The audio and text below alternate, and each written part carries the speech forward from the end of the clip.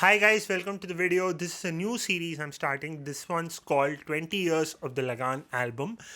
So as many of you guys know, Lagaan will complete 20 years since release on this June 15th. So I'm doing a series where I'll be deconstructing or talking about each song from Lagaan over the next month leading up to June 15th. So this is the first episode in that series, and in today's episode we're going to take a look at the song Ghanan Ghanan. घनन घनन गिर गिर आए बदरा घन घन घोर car छाए बदरा. Before we get into the song, please watch this video till the very end. If you like this video, consider subscribing to the channel. Check out other stuff on the channel. If you like any of that, please subscribe to the channel.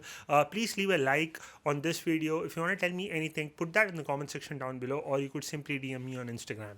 With that being said, let's get right to the video.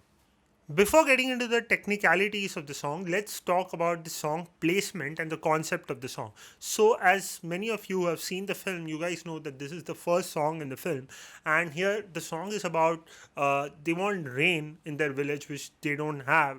There's been a drought for years, and now if they have rain, they can grow their crops and they can get on with their life. So they're really happy when they feel that बारिश होने वाली है, or you can feel the onset of the monsoon, and then they'll be able to pay taxes as well, which is the name of the film. Lagaan means tax. So what I mean by that is it's a very nice place to have your first song. Have a song where you can actually add to the story and take the story forward with the song, but also introduce the premise and deepen why that premise is so important or why the stakes are so high. You're doing it with a song instead of with a scene or with some very impactful dialogue. You're establishing the premise of the film, the intensity of the premise with a song. Let's talk about lyrics first. So lyrics here have been written by legendary poet and lyric writer Javed Akhtar. So Javed Saab knows how to write these kind of songs. I mean, it's almost like it's his by haath ka khel, but he does a great job here. And what I really love about the lyrics here are that he has so many parameters on his head, right? I'll tell you what they are. Pehli baat, the first thing is that he doesn't need to write this in or Aam Hindi or regular Hindi Urdu that we speak. This has to have that flavor of Audhi or some Boli or some dialect, but still you are catering to a mainstream Hindi audience. तो ऐसा ना हो जाए कि आप भोजपुरी में या bridge भाषा में लिख दें और फिर किसी को समझ में नहीं आ रहा कोई बात. So he has to maintain this balance of regular Hindi with some dialect. So how he does it is that he could have easily gone Ghanan Ghanan Gir Aaye Badarwa, right? It would go with the flow. It'll set in that mood कि ये कोई गांव है, गांव खेड़ा है, यहाँ इस बोली में बात हो रही है. So he doesn't do that. He says badra, which is more like a sophisticated form of the word, but kari chhaye badra. So kari is again, if you have heard holy songs or UP folk, and you'll say they don't say kali. What they mean is kali, black, dark, but they would say kari chhaya badra. So he keeps a balance of this. So that is one thing that I really love. The other thing that he brings onto the table, which I absolutely adore, is the imagery. तो अगर आप गाना ध्यान से सुने तो there are places where you could actually see some of the things that he's saying. My favorite line is where he says धरती ओढ़े सात रंगों की चुनरिया. Which is basically him describing the rainbow, right? And also there's one line where he says धरती पे देखेंगे पानी का दर्पण. So darpan is a very Hindi word, a very Sanskrit origin word.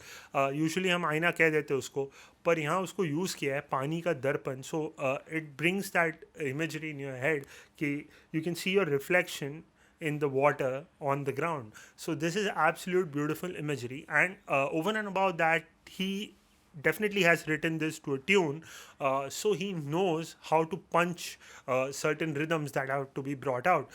So chamak chamak, dhamak dhamak, all these things, they punch, they give you places to accent when the singer is singing, and you can also accentuate it with the rhythms that Rahman is already doing. So the lyric writer here takes effort to even put those things in mind before actually writing the song. So this is absolutely a masterclass in how to write a Bollywood song. Let's talk about the singing now, the vocal performances.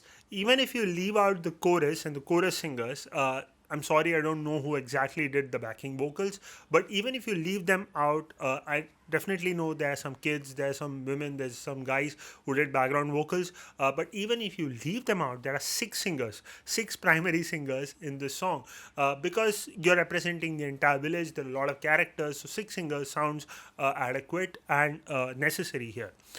So the six singers here are all brilliant, are all geniuses. They are Udit Narayan, Alka Yagnik, Shaan, Shankar Mahadevan, Sukhwinder Singh, and Sehar. For almost 5 to 6 years after listening to the songs, I didn't realize that Shaan had some lines here. He just comes for 2 or 3 lines, and I think there's a line where somebody else starts the line and Shaan just finishes it. So Rahman has edited the vocals in that way as well. The only person I don't know about much in this list of six is Sehar, who I'm guessing is the woman who sang for the grandma or the older lady in the scene. So I think only she, I don't know who they are exactly, but even she has done a great job.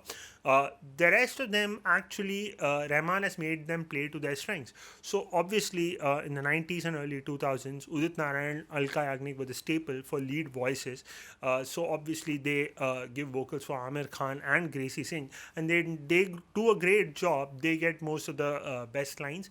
But the people who stood out to me in this particular song are Shankar Mahadevan and Sukhwinder Singh, because they both don't have those thin kind of voices, थोड़ी मोटी और भारी आवाज़ें हैं. So जब आप गाँव के बारे में इमेजिन करते हैं and you feel some rustic guy who's accustomed to singing like folk songs, he just lets go, तो उस तरह की टेक्सचर में आप इमेजिन करेंगे. And Sukhwinder Singh and Shankar Mahadevan fit that absolutely well. And like, who are we to talk about their singing talent or prowess, and they absolutely nail the song. I even like Shaan portions, but I wish Shaan could have been, featured a bit more, because personally I really love Shaan's voice. Even the background vocals and everything is perfect vocals wise, and they all did an absolutely brilliant job. And I think I have to reiterate and state that a part of why the vocals sound so good is the voice casting. That is the art of determining कि कौन सा line किसकी आवाज़ में अच्छा लगेगा, and we'll give this line to this guy, this line to that guy. I'm guessing that he made everybody sing the entire song, and then he just picked and chose those lines and put it together the way it sounds in the film. So yeah, overall a great job on the vocals as well. Now let's talk about the line share. This is an A R Rahman song through and through. There are no two ways about this. There's no question about that.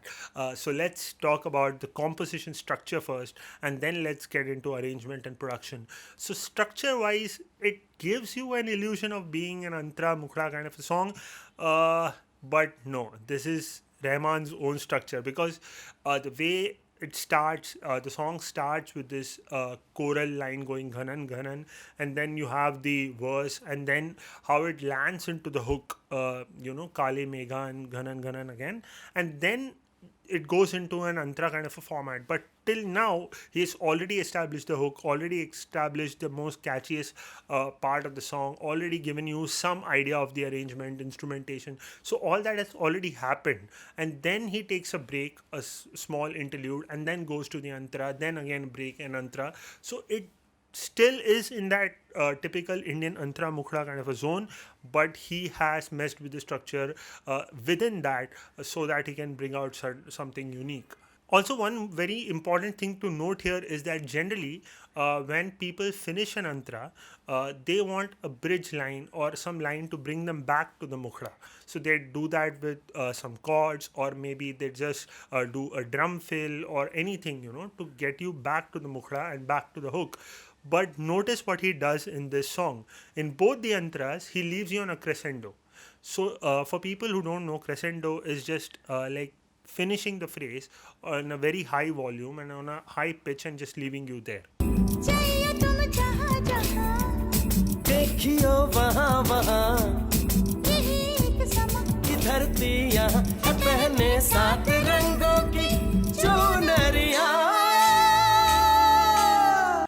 So that's what he does, and then he leaves like a gap, silence, and then he comes back to the Mukhra, which is very exciting because this is kind of an epic song.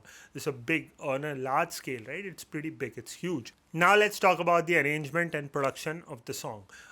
So obviously I've already mentioned a lot of elements that are present in the song, like you have choral vocals, you have the lead vocals, you have some string parts here and there, although I doubt that they are real strings. It feels like keyboard strings now, but the biggest part, the biggest asset of this entire song is the rhythm section, the rhythm and percussion.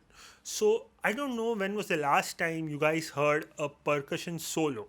After the first antara, there's a small gap where it's like an interlude, but it is completely percussion, no melodic instruments.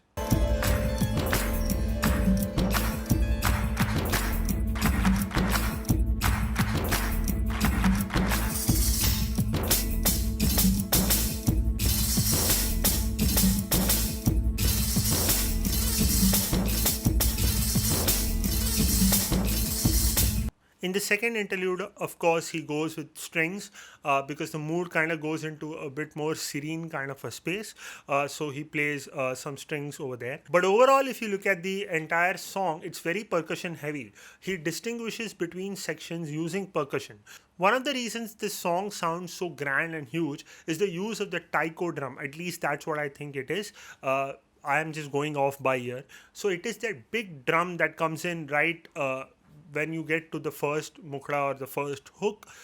So it's a Japanese drum that is used a lot to show, epicness or, grandeur. It's often used a lot in film scoring as well, but right from when we were kids, we have heard Rahman use it in a lot of songs.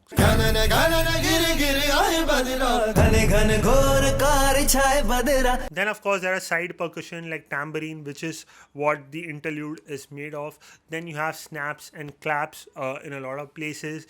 So it's percussion that is actually really driving the song. And again, the song in its arrangement comes full circle, because if you know the story, they start dancing because it's gonna rain, but then it doesn't. So if you remember, in the beginning of the song, they go Ghanan Ghanan with the background vocals, and it almost feels like it's something's about to come, and then the same fade out happens at the end when they know that the clouds have moved on, it's not gonna rain. So he uses that same thing to end the song with, kind of bookends with that. So that's just some other level of storytelling using a song. And I don't know how many people, when we were listening to the songs as kids, picked up on all those things, but you definitely get the feel of that when you're watching the film. But after all these years, the song still kind of haunts me and still makes me want to be in that zone. The effect of the song has not at all diminished. If at all, it has gone up, and up. So that's it for this video. I'll be back with more songs from Lagaan, and as I already mentioned, I'm going to be covering all the songs from the film leading up to June 15th when the actual film released 20 years ago. So that's it for the video. If you like this video, please leave a like. Check out other stuff on my channel. I do a lot of music recommendations, music reviews, and other music related content. If you like any of that, please consider subscribing. I need all your love and support. If you want to tell me anything at all, put that in the comment section down below, or you could simply DM me on Instagram and we can chat over there. So that's it for the video.